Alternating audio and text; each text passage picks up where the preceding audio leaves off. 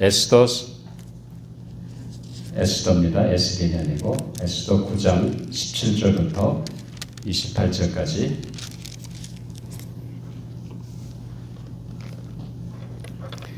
제가 가진 구약성경 758페이지입니다. 구약 에스더서 9장 17절부터 28절까지 758페이지 다 찾으셨으면 제가 먼저 읽고 그 다음 절 여러분들이 읽어주시면 되겠습니다. 아달월 13일에 그 일을 행하였고 14일에 쉬며 그날에 잔치를 베풀어 즐겼고 수산에 사는 유다인들은 13일과 14일에 모였고 15일에 쉬며 이날에 잔치를 베풀어 즐기니라. 그러므로 시골의 유다인 곧 성이 없는 고을에 사는 자들이 아달월 14일을 명절로 삼아 잔치를 베풀고 즐기며 서로 예물을 주더라. 모르드게가 이 일을 기록하고 아하스웨로 왕의 각 지방에 있는 모든 유다인에게 원근을 막론하고 글을 보내어 이르기를 한 규례를 세워 해마다 아달월 14일과 15일을 지키라. 이날에 유다인들이 대적에게서 벗어나서 평안함을 얻어 슬픔이 변하여 기쁨이 되고 애통이 변하여 길한 날이 되었으니 이 두 날을 지켜 잔치를 베풀고 즐기며 서로 예물을 주며 가난한 자를 구제하라. 아멘. 유다인이 자기들이 이미 시작한 대로 또한 모르드게가 보낸 글대로 계속하여 행하였으니 곧 아각 사람 함무다다의 아들 모든 유다인의 대적 하만이 유다인을 진멸하기를 꾀하고 부르 곧 제비를 뽑아 그들을 죽이고 멸하려 하였으나 에스더가 왕 앞에 나아감으로 말미암아 왕이 조서를 내려 하만이 유다인을 해하려 하던 악한 깨를 그의 머리에 돌려보내어 하만과 그의 여러 아들을 나무에 달게 하였으므로 우리가 부르의 이름을 따라 이 두 날을 비밀라 하고 유다인이 이 글의 모든 말과 이 일에 보고 당한 것으로 말미암아 뜻을 정하고 자기들과 하합한 자들이 해마다 그 기록하고 정해놓은 때 이 두 날을 이어서 지켜 패하지 아니하기로 작정하고 28절 같이 있습니다. 각 지방 각 읍 각 집에서 대대로 이 두 날을 기념하여 지키되 이 불임이를 유다인 중에서 패하지 않게 하고 그들의 후손들이 계속해서 기념하게 하였더라. 아멘. 하나님의 말씀이었습니다. 이제 우리 잠깐 기도하고 말씀을 나누도록 하겠습니다. 아버지 하나님 감사합니다. 변함없이 저희들을 사랑해 주시고 인도해 주신 하나님의 은혜를 생각할 때마다 정말로 감사합니다. 오늘도 저희들이 주님 앞에 나와 예배드립니다. 우리의 마음을 열어주시고 오늘도 이전에 임재하신 하나님의 임재를 체험케 해주시고 그 하나님의 세미한 음성을 통해서 다시 한번 새롭게 우리의 심령을 새롭게 하는 귀한 시간 되게 하여 주시옵소서. 아버지 하나님 오늘도 부족한 종을 세워주셨사오매 말씀의 도구로만 상해 주시고 이 시대에 우리에게 주고자 하는 말씀을 잘 대원할 수 있도록 성령님 제 마음과 생각과 입술을 주장하시고 인도하여 주시옵소서. 감사하며 예수님 이름으로 기도하옵나이다. 아멘. 어떤 일이든지 성공하기 위해서 혹은 발전하기 위해서는 끊임없는 자신의 어떤 노력이 필요합니다. 그리고는 뭔가 새로운 변화를 시도해야 합니다. 성공은 저절로 이루어지는 것이 아닙니다. 아마 기업을 이뤘던 사람이라든지 어떤 신학을 창조했던 사람들의 삶을 가만히 살펴보면 결코 저절로 된 것이 아닙니다. 왜냐하면 사실 어떤 상품이 분명하게 잘 팔릴 거를 생각하고 내놨는데 그 물건이 잘 안 팔립니다. 그러면 그 물건을 만든 회사나 그 물건을 파는 장사꾼은 어떻게 됩니까? 뭐가 문제인지 알아야 되잖아요. 왜 소비자들이 이 물건을 구입하지 않는지 소비자의 구호에 맞게 그들이 원하는 물건을 만들어서 팔아야 되지 않습니까? 그렇기 때문에 소비자의 마음을 읽어야 되는 거예요. 소비자가 어떻게 평가했는지 그것을 살펴서 더 좋은 상품을 만들어야 그래야 그 회사가 제대로 되게 됩니다. 그렇기 때문에 더더군다나 우리 지금 현재 우리가 사는 사회는 아날로그 시대가 아니고 무슨 시대입니까? 디지털 시대 아닙니까? 게다가 4차 산업혁명과 인공지능이 발달되어 가지고 거기에 관련된 새로운 것들이 계속해서 창출되고 만들어지고 있습니다. 그러니까 그런 시대 속에서 여전히 내가 있는 그대로 만약 나간다고 한다면 무슨 일이 생기겠어요? 그러면 분명히 어려움이 생기는 겁니다. 시대는 변하고 점점 달라지는데 여전히 내가 있는 그대로 새롭게 뭔가 이 변화하는 시대에 맞춰서 나가는 것이 아니라 내가 그대로 안주한다고 한다면 어떻게 되겠어요? 그러면 그는 퇴락할 수밖에 없습니다. 그러니까 한동안 참 기라성같이 일어났던 회사 한 기업이 한순간 무너지잖아요. 그건 왜 그러냐? 준비하지 않아서 그래요. 변한 시대에 맞춰서 자기가 쇄신하고 뭔가 새롭게 아이디어를 창출하고 해야 변한 사회 속에서 자기가 잘 적응해서 성공하거나 혹은 발전할 수 있습니다. 그렇기 때문에 항상 현재 자리를 돌아보고 갱신하는 것이 필요합니다. 우리 하나님 믿고 예수 그리스도를 주님으로 믿고 따라가는 우리 신앙생활도 마찬가지입니다. 여러분, 생명이 있으면 반드시 움직임이 있습니다. 생명이 있으면 분명히 성장하고 뭔가 변화가 일어납니다. 근데 생명이 없으면 어떻게 됩니까? 그럼 사라지는 거예요. 근데 우리 신앙이 고인물 같을 때가 있다는 겁니다. 고인물은 어떻게 되죠? 썩잖아요. 냄새가 납니다. 정결하지 않습니다. 새롭지 않습니다. 그런데 우리 신앙이 고인물 같이 된다고 한다면 우리 신앙은 쉽게 부패하고 죄악 가운데 빠질 수밖에 없습니다. 그렇기 때문에 우리는 항상 우리 신앙을 하나님 앞에서 우리 자신을 살펴보고 날마다 새롭게 해야 되는 거예요. 사도 바울이 그랬잖아요. 그런지 누군지 그리스도 안에 있으면 새로운 피조물이나 이전 것이 지나갔으니 보라 새 것이 되었도다 라고 말하지 않습니까?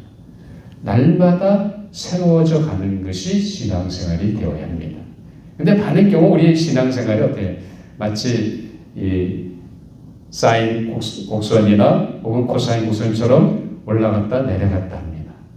우리 신앙이 자꾸 올라가야 되는데 그게 아니라 올라갔다 내려갔다 올라갔다 내려갔다, 이건 뭔가 우리 신앙에 문제가 있는 거예요. 신앙의 곡선이라는 것은 마치 탄젠트 라인처럼 항상 올라가는 거예요. 그래서 마치 독수리가 기상하는 것처럼 기상의 신앙이 살아있는 생명을 가진 생명력 있는 신앙의 모습입니다. 그렇기 때문에 우리 이사야 선지자는 우리 이사야 40장 31절을 보면 이렇게 얘기하죠. 오직 여호와를 앙망하는 자는 새 힘을 얻으리니 독수리가 날개치며 올라가 같을 것이요 다른 박질하여도 곤비하지 아니하겠고 걸어가도 피곤하지 아니하리로다. 독수리가 기상하듯이 우리 신앙이 기상의 신앙이 되어야 합니다. 우리가 정말로 하나님 앞에서 날마다 삶 속에서 여호와 하나님을 앙망하고 그분을 사모하며 그분과 함께 간다 한다면 분명히 우리의 삶은 독수리 기상 같은 엄청난 기상의 신앙이 될 줄 믿습니다. 이런 은혜가 있게 되기를 주님의 이름으로 축원합니다. 오늘 미국 독립기념주의를 맞아서 페르시아 제국에 살았던 유대인들에게 일어난 반전의 역사가 기록되어 있는 이 에스더를 통해서 구원의 감격과 신앙의 갱신한 제목으로 함께 은혜를 나누려고 합니다. 자, 이스라엘 대적 아말렉 족속이죠. 그 아말렉 족속의 후손으로 추정되는 아각 사람 함무다다의 아들 하만이라는 사람이 있습니다. 자, 그러면 이 사람이 그 당시에 바사라고 하는 페르시아 제국을 얘기하는 거죠. 아하수에로 왕의 종려를 입고 이 사람이 자기의 조상의 대적인 유다인들을 진멸하는 계략을 세우게 됩니다. 그런 가운데 온 유다 민족들이 진멸당할 그런 위험의 위기 속에서 하나님께서 그들의 역사에 반전을 일으키는 내용이 기록되어 있는 것이 에스더서입니다. 그렇기 때문에 이 에스더서라고 하는 것은 특별히 여러분들이 아마 이 에스더 자세히 보면 이방 땅에 사는 민족 아닙니까? 그러면 그 이방 땅에 사는 하나님의 백성들, 그들을 비록 그들이 이방 땅에 포로로 굶어 와서 지금까지 바벨론전부터 시작해가지고 바사색이 오기까지 있었지만 그럼에도 불구하고 하나님은 그들의 백성을 보호해 주시고 지키시고 인도해 주신다는 분명한 메시지가 이 에스더 전체에 흐르고 있습니다. 어쨌든 하만의 계획을 안 모르드게는 에스더에게 지금 처해져 있는 이 민족의 위기를 어떻게든지 구하기 위해서 에스더에게 찾아가서 얘기합니다. 네가 왕후가 된 것이 우리 민족의 위기가 당한 이 시점에서 이 시점을 위해 네가 왕후가 된 것이 아니겠느냐. 그러니까 뭔가 우리 민족을 구원하기 위해서 뭔가 하라고 요청을 하게 됩니다. 그래서 그 말을 들은 에스더는 처음에는 망설였지만 그가 하나님께 기도하면서 하나님의 배 그들이 어떻게 합니까? 자기 모르드게와 자기 민족들한테 예청을 얘기하죠. 3일간 금식 기도하자고 요청을 합니다. 그럼 내가 이 왕 앞에 왕이 부르시지 않는데 내가 나가는 것은 죽음을 자초하는 거예요. 그 당시 아하수에로 왕 바사제국 당시에는 그것을 무릅쓰고 내가 왕 앞에 나아가 청문을 해보겠다는 겁니다. 그래서 아마 여러분들이 에스더 저자를 읽어보시면 아시겠습니다만 그 결과는 어떻게든지 잘 알잖아요. 그래서 에스더가 왕의 앞에 왕의 명령이 없었음에도 불구하고 왕 앞에 나갑니다. 근데 왕은 그녀에게 금기를 내밀어서 에스더의 소원을 듣게 됩니다. 이렇게 해서 하만이 모르드게를 죽이려고 준비했던 그 나무에 도리어 본인이 매달림이 되고 그의 자손들이 희생당하게 되는 그런 이야기가 여기 적혀 있습니다. 그래서 이 하만이 유다인을 진멸했던 때가 언제냐면 아달월이라는 때입니다. 그 아달월 중에 13일 날을 자기가 제비를 뽑아가지고 이 유다인을 죽이려고 작정을 했습니다. 그래서 사실 아달월이라고 하면 유대로 따지면 12월이고 우리 태양으로 따지면 2월 내지 3월쯤 됩니다. 어쨌든 이 유대인 계속해서 그 13일, 14일 그 계획을 했었지만 결국 13일에 물론 하만은 이미 그 전에 죽임을 당하고 그리고 그 하만과 함께 유다인을 죽이려 했던 대적자들이 13일 날 유대인이 죽는 것이 아니라 그 사람들이 죽임을 당하게 됩니다. 그리고 14일 다음 날에는 또 다른 대적자들이 죽임을 당하고 그리고 하만의 10아들이 죽임을 당하는 일이 일어나게 되었습니다. 그뿐만 아니라 그렇게 시기하고 미워하던 하만이 싫어하던 사람 모르드게가 바로 그 아하수라 왕이 있을 당시에 그 바사 제국의 총리가 됩니다. 이렇게 유대인들이 진멸당할 그런 위기 속에서 민족이 살게 된 역전의 역사를 기념하기 위해서 모르드게는 기록을 남기게 됩니다. 그래서 유대인들 하여금 이 아달롤, 다시 말하면 14일과 15일을 기념해서 그날을 절기로 지키라고 얘기합니다.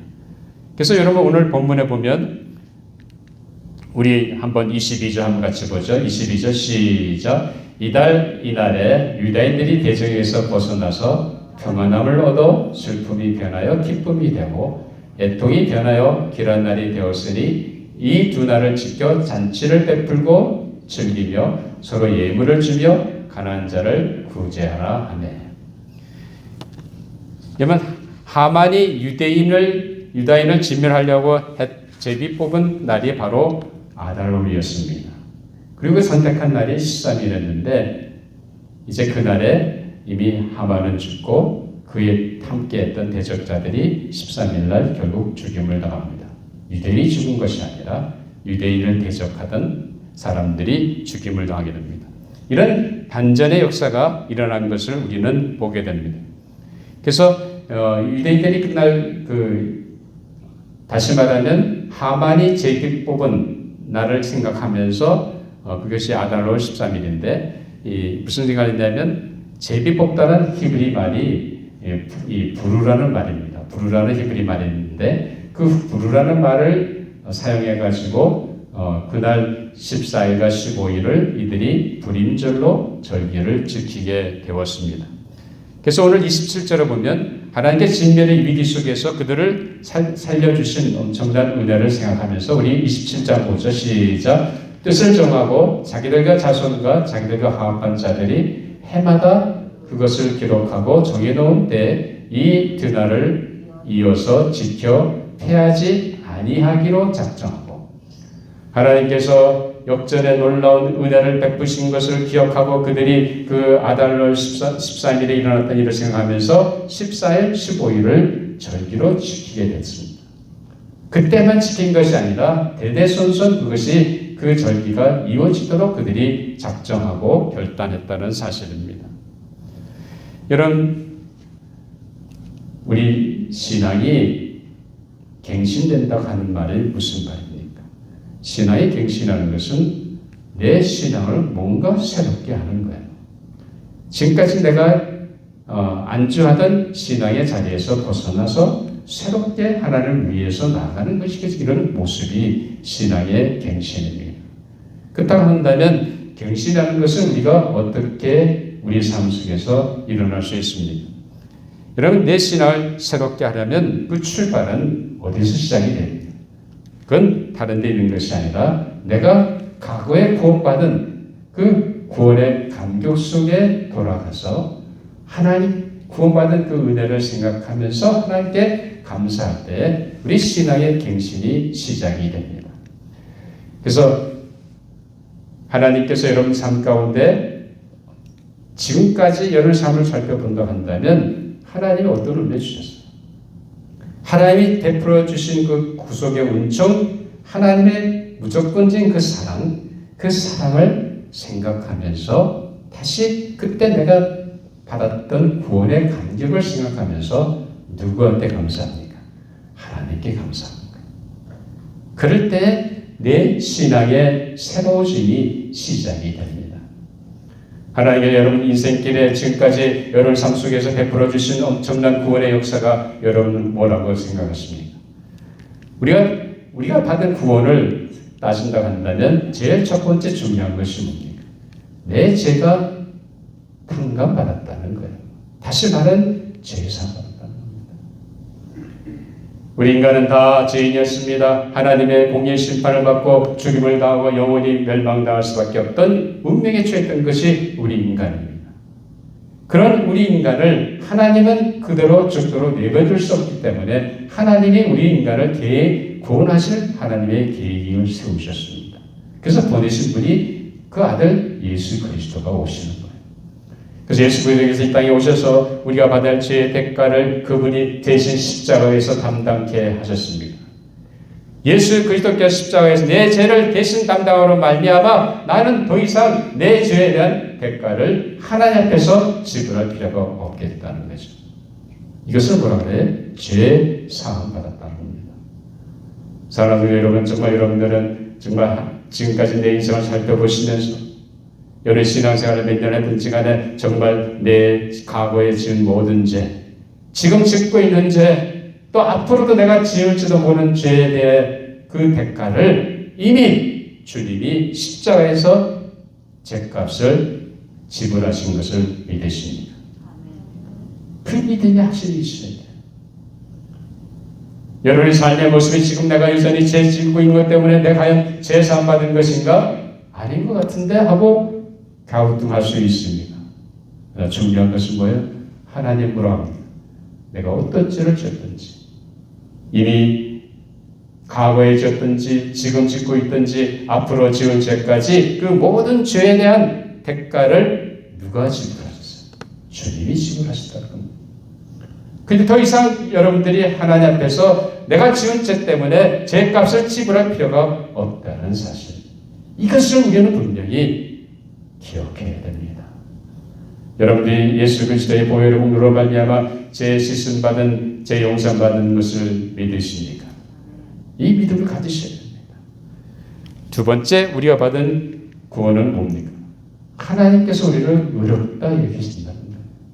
우리는 여전히 죄 가운데 쌓일 때가 많습니다. 우리는 여전히 하나님께 불충할 때가 많습니다. 그럼에도 불구하고 하나님은 나를 뭐라고 여기세요? 의인으로 여기신다는 사실은 여러분 믿으세요? 다른 사람들 여전히 나를 손가락질 할 수 있습니다. 에이, 저 친구 예수 믿나서 왜 저래? 에이, 틀렸어. 그러니까 나도 예수 안 믿는 거 당연하지. 많은 사람들이, 내 주변 사람들이 그렇게 얘기할 수 있습니다. 세상 사람들은 나를 어떻게 평가하든지 간에 하나님은 나를 향해서 뭐라고 얘기하십니까? 의롭다 여기신다는 거예요. 왜요? 바로 예수 그리스도께서 내 죄를 위해서 이미 담당하셨기 때문에 그렇습니다. 여러분이 그리스도의 보혈의 공로로 말미암아 이제 하나님 앞에서 여러분 다 의로운 자가 됐습니까? 그걸 믿으시기 바랍니다. 여러분이 하나님 앞에서 의롭다 이김 받았기 때문에 여러분이 언제 어디서 누구를 만날 수 있어요? 예수 그리스도의 보혈의 공로로 말미암아 하나님 앞에 나아가 하나님과 만날 수 있는 놀라운 은혜가 열린 겁니다. 여러분 하나님 기도하잖아요. 여러분 하나님 은혜의 보좌 앞에 다 담대히 나갈 수 있잖아요. 요청할 수 있잖아요. 하나님께 구할 수 있잖아요. 하나님과 만나 대화할 수 있잖아요. 하나님 뭘 주십니까? 때를 따라 돕는 은혜를 주십니다. 왜요? 이미 하나님은 나를 의롭다 여기시되 그렇습니다. 이런 놀라운 은혜를 우리는 받았다는 겁니다. 그래서 세 번째 우리가 받은 우리는 하나님의 자녀가 됐다는 거예요. 이런 정말 우리는 과거에 다 죄와 방탕한 가운데 빠져 살았던 마귀의 자녀들이었습니다. 우리는 진노를 당연히 받을 수밖에 없는 그런 세상에 속한 자녀들이었습니다. 그런데 우리는 하나님의 은혜로 말미암아 우리는 거듭났습니다. 거듭난 순간 우리는 누구의 자녀가 된 거예요? 하나님의 자녀가 된 거예요. 여러분이 하나님의 자녀가 된 순간 누가 여러분의 인생을 책임지십니까? 예수님이 책임지십니다. 하나님이 책임지십니다. 왜요? 누구의 자녀입니까? 하나님의 자녀입니다. 아무리 내 집에 있는 내 자녀가 말썽 부리고 고통거리라 할지라도 누가 책임져요? 부모니까 책임지는 거예요. 하나님은 분명히 여러분의 삶의 모습이 어떤지 상관하지 않습니다. 하나님 분명히 여러분을 하나님의 자녀로 삼으셨습니다. 그런데 하나님은 여러 인생길을 인도하시고 보호하십니다. 분명히 주님은 나와 함께 하시고 그리스도의 영이신 성령께 나와 내 인생길에 동행해 주십니다. 믿으십니다. 하나님이 여러분을 자녀 삼았다는 사실. 그래서 자 우리 바울은 무슨 얘기하냐? 로마서 8장 15절을 보면 너희는 다시 무수하는 종의 영을 받지 아니하고 양자의 영을 받았으므로 우리가 아빠 아버지라 부르십니다. 하나님을 아버지라 부르시는 엄청난 특권이 우리에게 주어졌습니다. 그 아빠 되신 하나님이 내 인생길에 같이 해 주십니다. 뿐만 아니라 여러분 우리가 받은 구원이라고 하는 것은 어떤 겁니까? 값없이 거둬주시는 은혜. 우리가 예수 그리스도께서 내 죄를 위해 죽으시고 부활하신 그 사실을 받아들이기만 하면 하나님은 나를 의롭다 여기시고 하나님의 자녀 삼으시고 내 모든 죄를 말끔히 씻어 주신다는 사실입니다. 그렇기 때문에 바울은 무슨 얘기를 하냐면 에베소 2장 8절 9절 보면 너희가 그 은혜에 의하여 믿음으로 말미암아 구원을 받았나니 이것은 너희에게서 난 것이 아니요 하나님의 선물이라 행위에서 난 것이 아니니 이는 누구든지 자랑하지 못하게 합니다.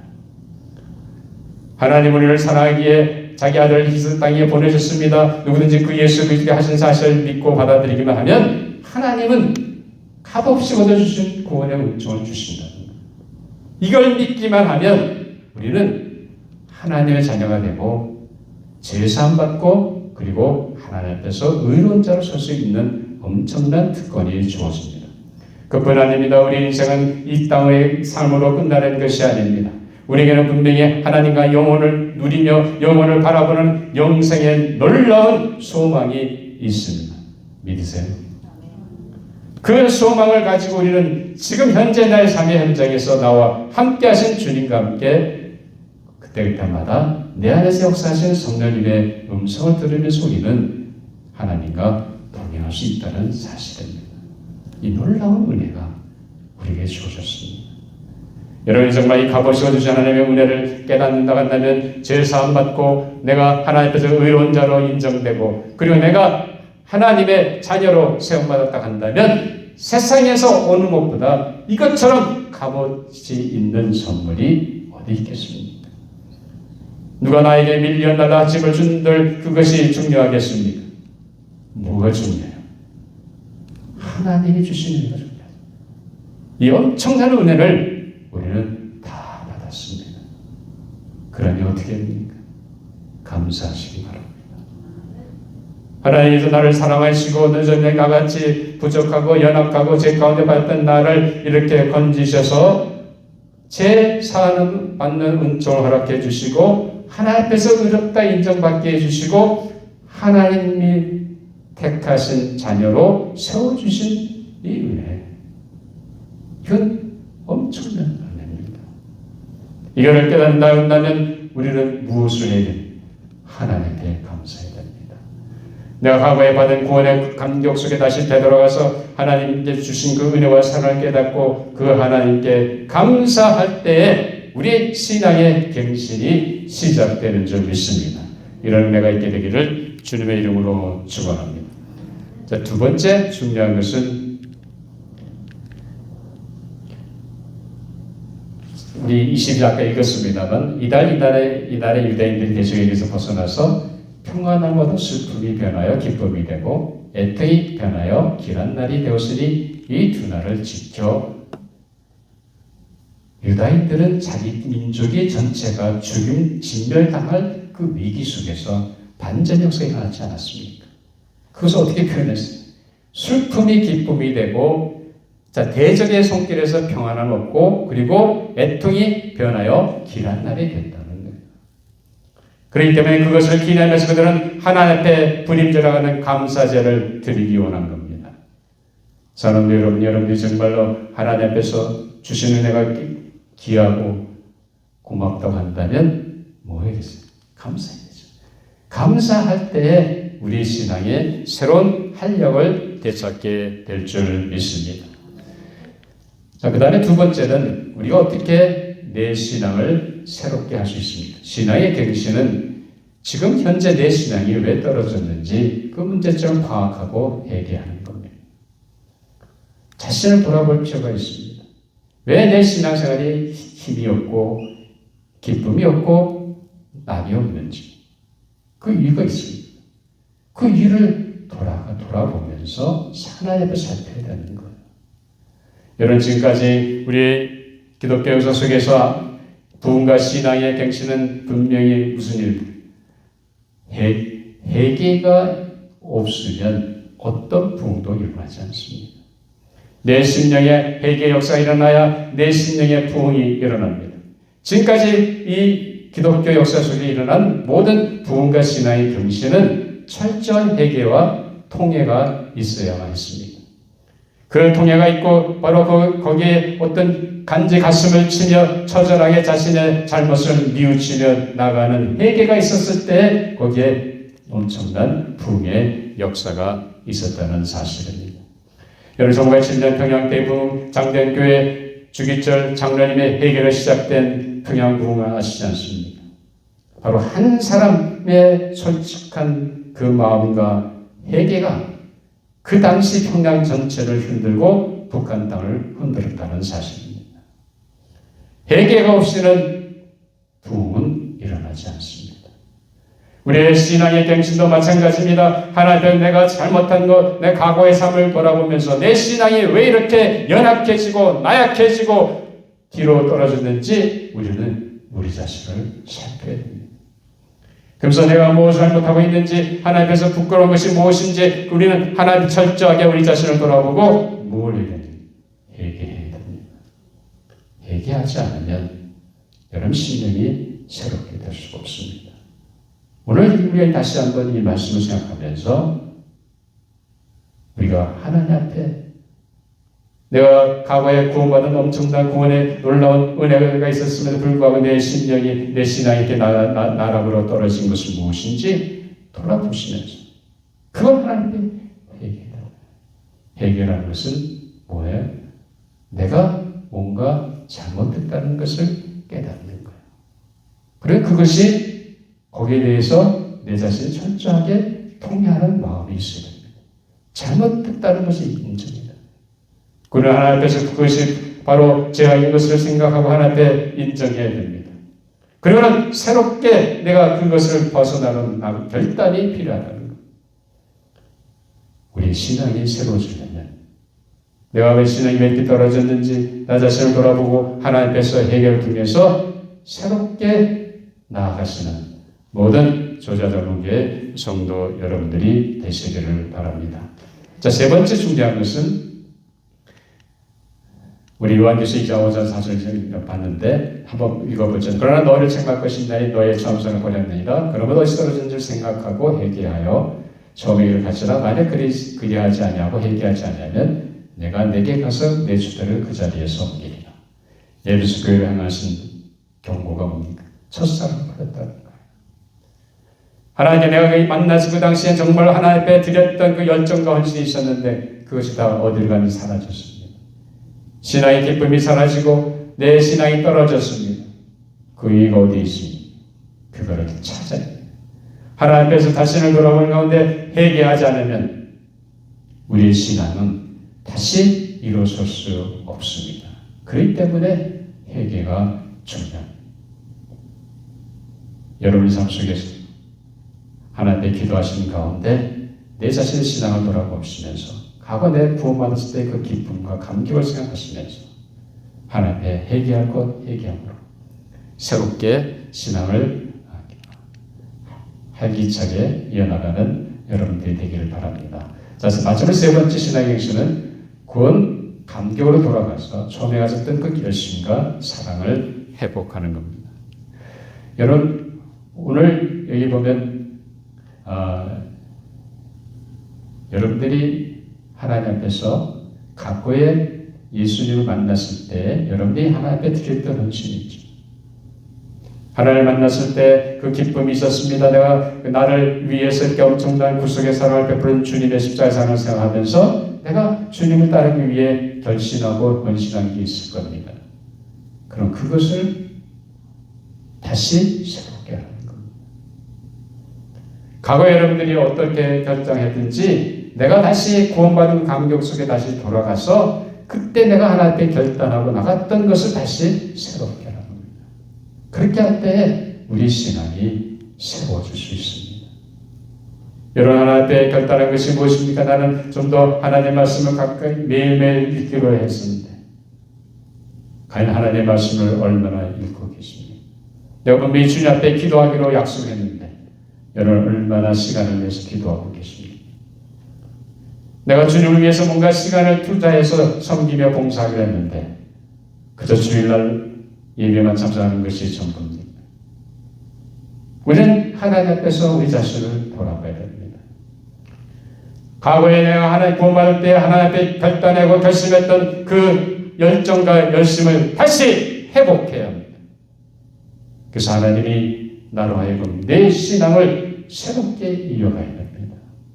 그것이 우리 신앙이 새롭게 변화되는 귀한 역사가 일어날 줄 믿습니다. 여러분 정말 예수 그리스도를 통해서 내가 구원받은 것이 분명하고 내가 제사 받고 하나님의 자녀로 의롭게 됐다는 것이 분명하고 그 은혜가 여겨진다고 한다면 그때 내가 드렸던 권세를 이제 다시 새롭게 해서 나가라는 거죠. 오늘 이스라엘 백성들은 어떻게 살았습니까? 여기 유다인들 결심한 5절 28절을 보면 각 지방 각 집에서 대대로 이 두날을 기념하여 지키되 이 불임일을 유다인 중에서 패하지 않게 하고 그들의 후손들이 계속해서 기념하게 하였다. 정말 하나님이 그들을 안전의 역사에 일으키신 놀라운 은혜를 그들이 기억하면서 어떻게 합니까? 그날을 기념하면서 하나님께 감사 시작을 드리고 이것이 우리 세대에서 끝나는 것이 아니라 오고 오는 세대 속에서 끊이지 않고 패하지 않고 계속해서 이어지는 결단을 했다는 사실입니다. 사랑하는 여러분들이 예수 그리스도를 만났을 그 당시에 하나님 앞에 드려진 결단이 무엇입니까? 그것이 이제 해이해졌다고 한다면 이제 다시 회복해야 됩니다. 그 열정과 그 헌신을 다시 회복하고 내가 내 삶을 하나님 앞에 드릴 때 우리의 신앙이 새로워지는 역사가 일어날 줄 믿습니다. 다시 한번 구원받은 감격에 들어가서 하나님께 감사하시기 바랍니다. 그리고 지금 현재 내 신앙이 왜 떨어지는지 그 문제점을 파악하고 회개하시기 바랍니다. 그리고는 구원받은 감격에 돌아가서 처음에 가졌던 그 열정과 열심을 회복하는 것이 우리 신앙의 갱신이 일어날 줄 믿습니다. 오늘 다시 한번 하나님 주시는 날을 생각하면서 새롭게 내 신앙을 회복하고 독수리에 기상하는 날개처럼 기상의 신앙으로 나아가시는 모든 조자장로의 성도 여러분 되시기를 주님의 이름으로 축원합니다. 기도하시겠습니다. 아버지 감사합니다. 부족한 저희를 저런 사랑해 주시고 이 엄청난 구속의 은혜를 주심을 감사합니다. 제사함 받게 하셨고 하나님의 의롭다 여기 받게 해주셨고 하나님의 자녀가 된 엄청난 은혜 주셨사옵니다. 이 받은 은혜를 감격하며 감사하는 우리가 되게 하여 주시옵소서. 우리가 주님 앞에 드렸던 그 모든 헌신과 결심을 이제 다시 시작하게 해주시고 그동안 아버지 앞에 부족하고 연약했던 우리 삶의 모습을 회개하고 돌이킴으로 말미암아 독수리 날개짓물과 같은 기승의 놀라운 신앙의 삶을 살아가는 저희 모든 성도들이 되게 하여 주시옵소서. 감사하며 예수님 이름으로 기도하옵나이다. 아멘. 이제 우리